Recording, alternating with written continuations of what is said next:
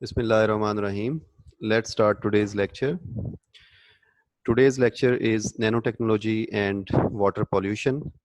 And this is an extension of the previous lecture that we have already taken on this topic, nanotechnology and water pollution. So in the previous lecture, we had discussed about the application of nanotechnology for the removal of pollutants from water, and specifically we discussed about the application of nanotechnology in the removal of heavy metals from polluted water. So in current lecture, or in today's lecture, we are going to discuss about the organic pollutants. So as water may be polluted by the presence of various heavy metals from various sources, at the same time, water may also be polluted by the presence of various organic pollutants as well. And these organic pollutants are also coming from various sources in the wastewater. So we are going to discuss about the organic pollutants and their pollution in the water, and also about how nanotechnology could be used in order to remove the organic pollutants from the water pollution. So first of all, what are the organic pollutants that may be mixed in the water or that cause pollution in the water? So those organic pollutants are, there are variety of organic pollutants that are coming from various sources and that is becoming the part of the water and causing the water pollution. For example, pesticides. So we have repeatedly discussed about the pesticides, that application of pesticides specifically in agriculture sector is increasing day by day, and this increase is more centered in developing countries as compared to the developed countries. So once farmers used pesticides uh, in order to control the diseases or in order to control the pests in agriculture sector. So we had already discussed that these pesticides, they although they control the pests, but they permanently become the part of our soil as well as the food crops. So they persist on the surfaces of the food crops as well as they persist on soil. So with this persistence, what happens that when we apply the irrigation water to the soils, or when there is uh, a rainfall, so with this rainfall water or the irrigation water, these pesticides, they percolate through the soil and they become the part of the underground water. And you know that the underground water is the source of water that mostly uh, on which we mostly rely for drinking purposes. So these pesticides would become the part of that underground water. At the same time, they are also becoming the part of the surface water bodies through runoff. So once this water is mixed in the surface water bodies like lakes, rivers, uh, or the other water bodies, these pesticides would become the part of the surface water as well. So in this manner, pesticides are polluting the underground water as well as the surface water bodies. And the same is the case with the herbicides. So herbicides are also being used extensively in agriculture sector, and in similar fashion, they are becoming the part of the surface water bodies as well as the underground water bodies. So they are continuously causing the water pollution in this fashion. And number third is the synthetic dyes. So if you look at Faisalabad, which is our city, you see that a huge number of textile units are situated in Faisalabad, and they are using a huge amount of textile dyes daily in order to give the color to the fabrics. So these textile units, they are using the dyes, and through the washing and through the washing steps, a huge amount of textile dyes is washed off, and these dyes are then discharged directly into the environment, and they become the part of our environment. Not only the surface water bodies, but also they mix up in the underground water bodies. So in this way, the synthetic dyes, specifically the textile dyes or the dyes used in other industrial sectors, they are becoming the part of the, uh, they are becoming the cause of the water pollution in our environment. Then another type of organic pollutant that is a big cause of water pollution by the organic materials, that is called as volatile organic compounds. So many volatile organic compounds could also be mixed in water, and they become the part of the water. And once the water is evaporated, these because they are also volatile compounds, they are also evaporated, and they become the part of the atmosphere. And atmosphere is the area where we breathe in. We we continuously breathe in the atmosphere. So these volatile organic compounds, once they are present in larger concentrations in our atmosphere, and we breathe in the atmosphere, they could become the part of our respiratory system. So they, even in small concentrations, once they are breathed in, they could cause they could be very lethal for our lungs or kidney or other organs. So these volatile organic compounds are also becoming rapidly, they are becoming the part of the water pollution, and they are very dangerous for the human beings as well as for the animals. um, and they are lethal, being in the environment, specifically in water. Another type of organic pollutants that are present in water and they cause water pollution are pharmaceutical compounds. And pharmaceuticals are is a huge industry, and pharmaceutical industry is expanding day by day, and they are producing a huge amount of pharmaceuticals. And uh, those are these pharmaceuticals are they are being consumed by the human beings. So once they are secreted to the environment, they are also the organic compounds that are the emerging pollutants for the environment. So nowadays, the emerging pollutants that are becoming the continuous threat to the water bodies, these are the pharmaceutical compounds. So near the pharmaceutical industries or near the waste disposal sites, these pharmaceutical compounds are continuously becoming the part of the environment, and they are percolating through the soil, and they are becoming the part of the underground water. And in this way, this is these pharmaceutical compounds, they are polluting the water bodies. Similarly, preservatives. So if you look at the food industry, so food industry is continuously using the huge variety of preservatives and uh, preservatives as well as the flavors. So these flavors and preservatives, so mostly they are the organic compounds, and they are also becoming the part of the water bodies, and they are causing the water pollution. So these are some of the major organic compounds that are present in our environment, and specifically the water, and that are causing the water pollution. Now, similarly, as we discussed in case of the removal of heavy metals by the use of nanotechnology, nanotechnology also offers some tools, or nanotechnology also offers some methods to remove the organic compounds from the water, from the polluted water. So the first technique that we could use, the first nanotechnology based method that we could use in order to remove the organic pollutants from the polluted water is a nanofiltration.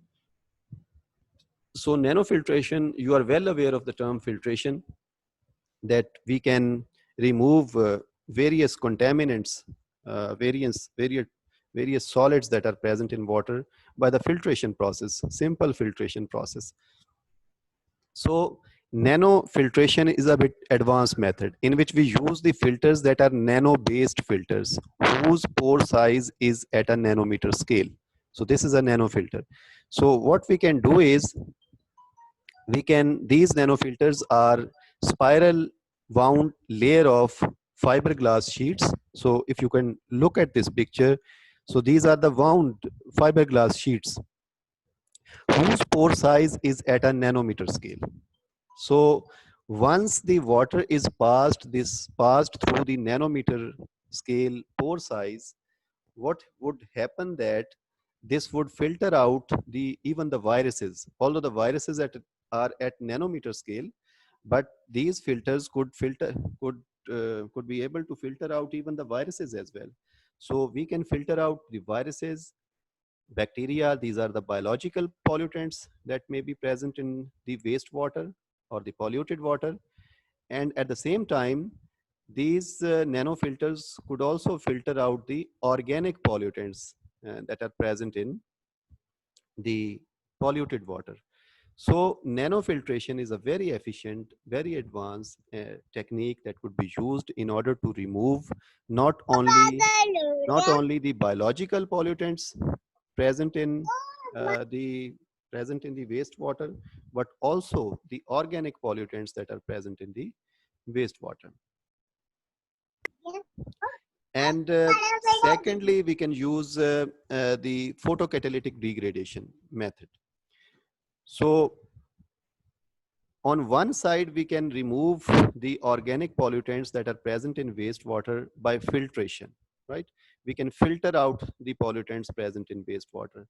And on the other side, we can degrade them, we can disintegrate them in order to remove them through precipitation, uh, by precipitating them out of the water.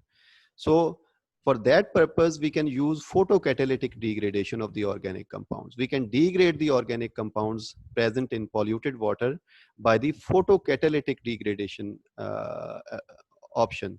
So what is photocatalytic degradation? Photocatalytic degradation is using the sunlight as energy for a catalyst. So in this photocatalytic degradation, what happens that different nanoparticles or different nanomaterials act as catalysts, and they could be excited. The electrons of these nanoparticles could be excited by the incidence of the photons, right? So once the photons are they hit the nanoparticles, their electrons are excited, and they then degrade the organic pollutants that are present in the contaminated water. So for this photocatalytic degradation process, we can use various nanomaterials. For example, we can use gold nanoparticles. We can use gold palladium nanoparticles. We can use silver nanoparticles, copper nanoparticles, zinc oxide nanoparticles, titanium oxide nanoparticles, and so many other nanomaterials and nanocomposites could be used as photocatalysts.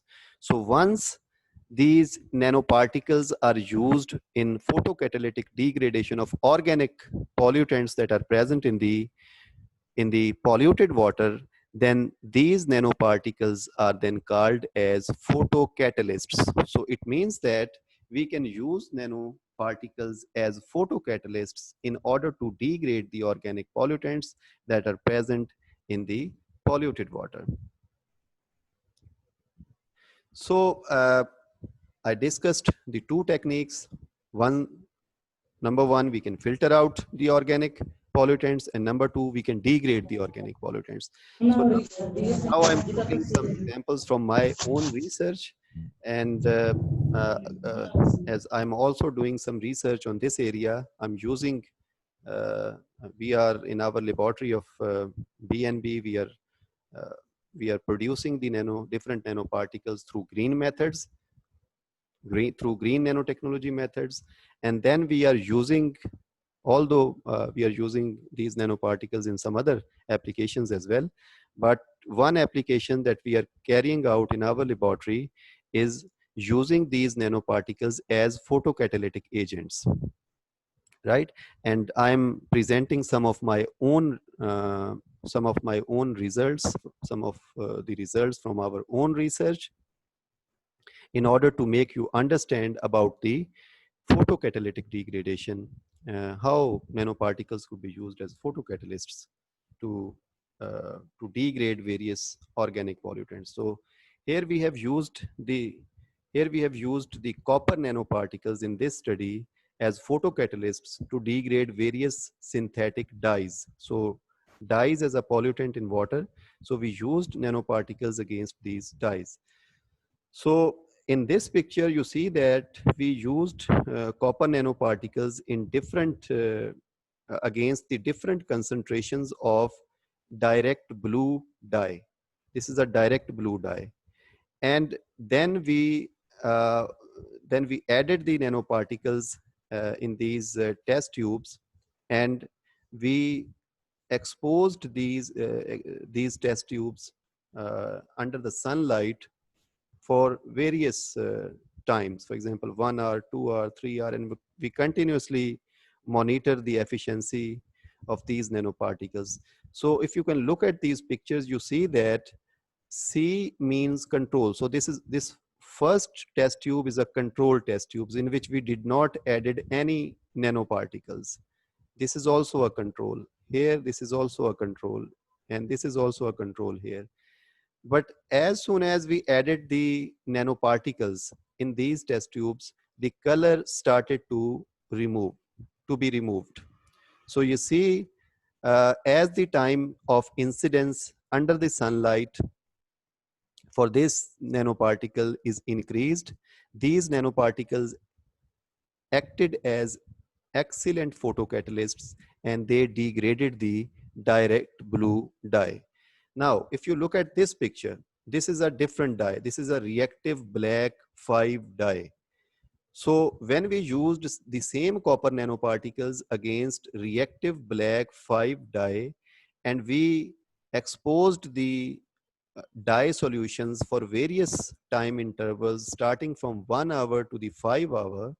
So what happens that in control test tube where we did not added any nanoparticles, the comparative color removal in these test tubes where we added the nanoparticle.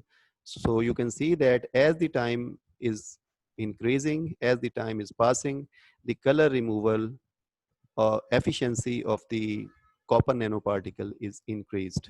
So this is one of the examples from my own research that how we can use the nanoparticles as photocatalysts in order to remove the organic pollutants present in water.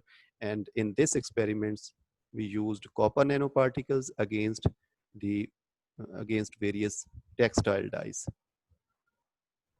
So to quote another example, in order to make you understand, this is another example from my own research. So what we did in our own laboratory here at the BNB. So here we produced the zinc oxide nanoparticles, right? So then we coated these zinc oxide nanoparticles to the polymer beads. These if you can look at this picture, you can easily see the beads. These are the polymer beads. So we synthesized the zinc oxide nanoparticles separately, and then we coated these nanoparticles, zinc oxide nanoparticle, with these polymer beads. So here in the first beaker, you see that the color is completely white. So this white color represents that there is no coating here. We did not added any type of nanoparticles here. This is why the color is white. And in remaining 3 beakers, if you can see that the color is gradually the color is becoming dense brown. So here we added 1 milligram per ml concentration of the zinc oxide nanoparticles, And here we added uh, 1.5 milligram concentration of the nanoparticles, and in the last beaker we added 2 milligram concentration of the nanoparticles. So then we used these coated nano beads, nano composites, where we coated the zinc oxide nanoparticle with the beads.